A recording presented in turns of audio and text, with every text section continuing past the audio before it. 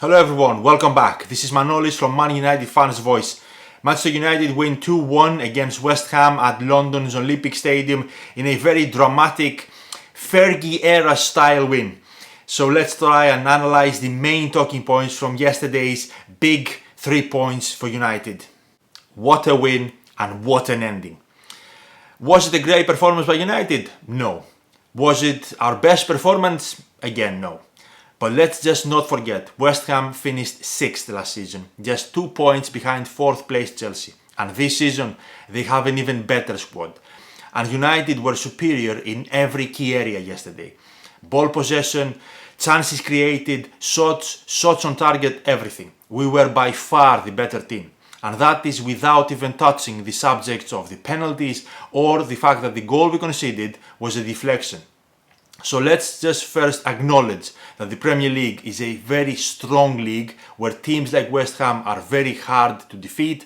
And also let's understand that we dominated the game yesterday so much that if it wasn't for ridiculous refereeing, we could have won far more comfortably. We deserved to win yesterday's game 100%. I very rarely talk about the referees, but that yesterday was unbelievably bad. I mean, how can a ref decide to give nothing in 2 occasions where it is so clear that the defender has not touched the ball at all, and it is also very clear that he has made contact with the attacker? Because, okay, I accept that both those fouls were not dangerous, they weren't hard fouls, but how can a ref and the VAR decide to give nothing in 2 situations where those elements are so obvious? The defender has not touched the ball at all, and he has also made clear contact with the attacker's legs. How does that work? You obviously have to give at least one of those penalties. I'm sorry, but yesterday's refereeing was absolutely embarrassing. The level of yesterday's refereeing was so terrible. I also want to talk about the goalkeeper situation. Before the season started, we all had an opinion about who should be United's number 1 choice. I had one, you had one.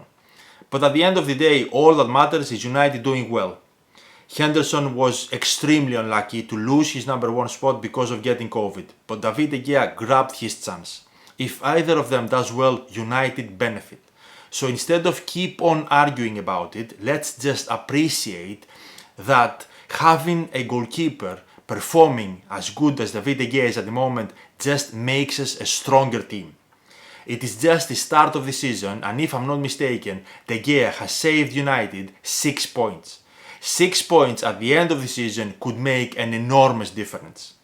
We do find it difficult when we play against teams that defend with a low block, teams that sit back and gather a lot of players in front and around their box. And unfortunately, most teams that face United play in that way. The way to play against that is to pass the ball, to move the ball faster. That is something we still need to improve. We need to become a better team, a team that moves the ball faster in order to become more comfortable when we face teams that defend with a low block. If we manage to do that, if we manage to become a team that moves the ball faster, then we will create more chances and score more goals. But at the moment, that is a very important area that United need to improve. We simply cannot talk about this game without mentioning Jesse Lingard. Now, the first thing I want to say about Lingard is that I am very happy that up to now he has proven me, and I'm guessing most United fans, wrong. Because I thought that the best thing for United and for Jessie was to let him go, get some money and try and bring someone else in. But up to now, in just 2 appearances, Jessie has scored 2 goals. So if he can be that player that comes from the bench and he can add 10 to 15 goals in a season, that can be a massive bonus to have. What I personally don't want to see is Jessie being used in a more defensive role, like he was when he came in on Tuesday night against Young Boys. I don't believe that Lingard can be the player that has a lot of defensive responsibilities. But, like I said before, if he can be the player that gives us some attacking solutions and he can provide with 10 to 15 goals in a season, that is perfect. That can be a real game changer for United for this season. A lot of criticism has been pointed towards Jadon Sancho in recent weeks. I will just repeat what I have said before. We need to be patient with him. We need to allow him, we need to give him time to adapt to a new team, new playing conditions and a new environment. And also Solskjaer needs to find a way to get the most out of him, to find a way that will allow the player to express his qualities.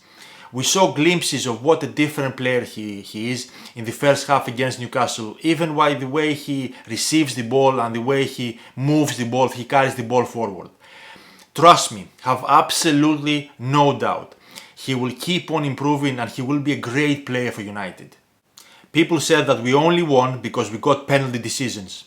They said that we only won because there weren't any fans, so it made it easier to play away. No penalties for us this season, and fans are back in the grounds, yet we are still extending that unbeaten away record. We almost have double the points we had at this stage last season. We've conceded 8 less goals, scored 4 more, and we have 6 more points. It really isn't that complicated. And like I've said before, when you haven't played well but you've won, you can go back to training and improve what wasn't perfect. If you haven't played well and you haven't won, you can't go back to training and improve the points you've dropped. Taking the conversation away from yesterday's game but keeping it tactical related, I see a lot of people wanting United to switch from their 4-2-3-1 formation to a 4-3-3. For some reason, the 4-3-3 has become the popular formation, the attractive one. I think the main reasons for that is that it's very popular on FIFA, and also is the formation Pep used at Barcelona and Klopp uses at Liverpool. So it has become everyone's favorite formation, everyone's relatable formation. But none of those reasons are good enough to suggest that United should use it. I've heard some United fans say that Solskjaer used the 4-3-3 formation in 2 different periods, when he first took over and after lockdown. But that's not true. When Solskjaer first took over, he used Herrera next to Matic and Pogba in front of them, and after lockdown he brought Pogba further back next to Matic and used Bruno in front of them. So under Solskjaer it has always been 4-2-3-1, and even though some might not agree, it has been successful. And that leads me to my next point. No manager in his right mind will ever change a formation that wins him games just because another formation might be more popular with a section of the social media fan base. And I also think that many fans wrongly assume that the formation is what dictates if a team is going to be more attacking minded or more defensive minded. It doesn't. What dictates if a team is going to be more attacking or more defensive is the specific roles the manager gives the players. 2 different teams can be using the same formation and one can seem much more attacking or defensive than the other, because it is not down to the formation.